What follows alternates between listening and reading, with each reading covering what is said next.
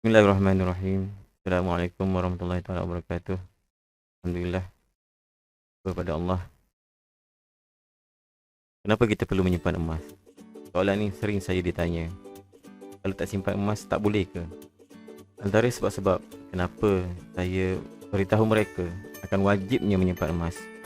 Pertama, ianya terdapat beberapa sunnah Nabi SAW yang mengatakan tentang emas. Terbukti semuanya benar dan insya-Allah akan menjadi benar bila tiba masanya. Pertama, Nabi bersabda akan tiba pada satu zaman tiada apa yang bernilai dan boleh digunakan oleh umat manusia, maka simpanlah dinar dan emas. Riwayat Abu Bakar Ibn Maryam. Dinar merujuk kepada emas dan dirham merujuk kepada perak. Keadaan ini mungkin belum tiba masanya, tetapi saya amat yakin akan benar-benar berlaku bila tiba masanya nanti. Pada 1400 tahun yang lalu, satu dirham, yakni perak seberat 3 gram, dapat membeli seekor ayam. Manakala dengan satu dinar emas seberat 4.25 gram, anda mampu membeli seekor kambing. Berat satu dinar adalah 4.25 gram, yang mana jika dihitung pada ketika ini, harga satu dinar adalah lebih kurang RM1,000. Dan harga kambing juga masih dalam anggaran yang sama dengan harga satu dinar emas. Harga seekor kambing masih sama dan relevan dengan satu dinar emas sejak 1400 tahun yang lalu. Kedua adalah emas kalis inflasi. Wang fiat tidak kalis inflasi kerana wang fiat sendiri bersandarkan kepada emas. Harga satu dinar emas 20 tahun yang lepas adalah RM150, manakala harga satu dinar emas sekarang adalah RM1,100.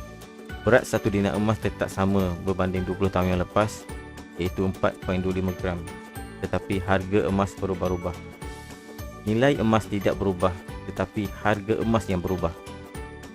Nilai wang fiat terus menurun dari tahun ke tahun kerana disebabkan inflasi. Emas diciptakan oleh Allah sebagai duit yang jujur kerana mempunyai nilai yang sebenar dan tidak bergantung kepada faktor manipulasi manusia. Ketiga, emas mudah dicairkan atau mempunyai tahap likuiditi yang tinggi. Bawa saja ke mana-mana pajak gadai atau kedai emas, pasti akan dibeli.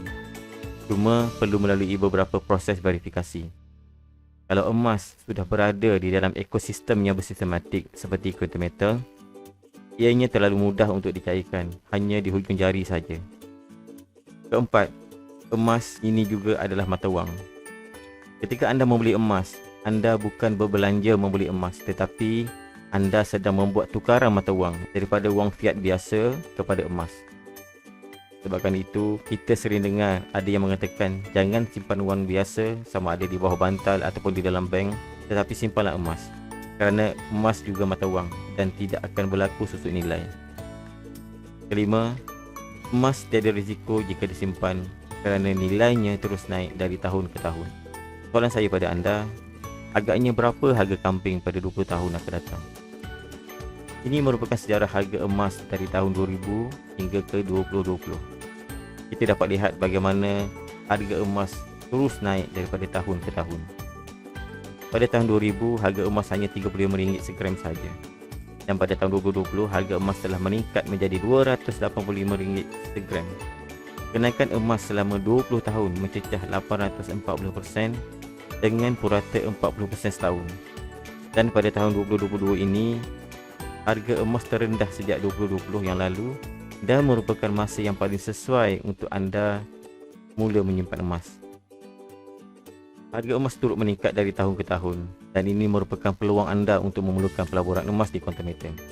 Pelaburan emas sangat mendapat perhatian dunia, lebih-lebih lagi di Malaysia. Yang seperti saya maklum sebelum ini, terdapat 25 syarikat yang menjalankan pelaburan emas yang sah di Malaysia dan hanya 10 saja yang patut syariah. Daripada 10 ini, kita dapat lihat dari sudut kelebihan harga jual dan beli, kelebihan ekosistem dan yang paling penting kelebihan kemampuan setiap syarikat. Tidak hanya itu, konten metal mempunyai ekosistem yang lengkap dan bersistematik.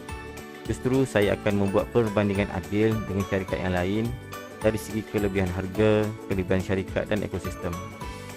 Tonton video saya seterusnya mengenai perbandingan konten metal dengan syarikat-syarikat yang lain di dalam pasaran pelaburan emas di Malaysia. Setakat ini dulu video pada kali ini. Semoga memberi manfaat. Sekian. Assalamualaikum warahmatullahi taala wabarakatuh.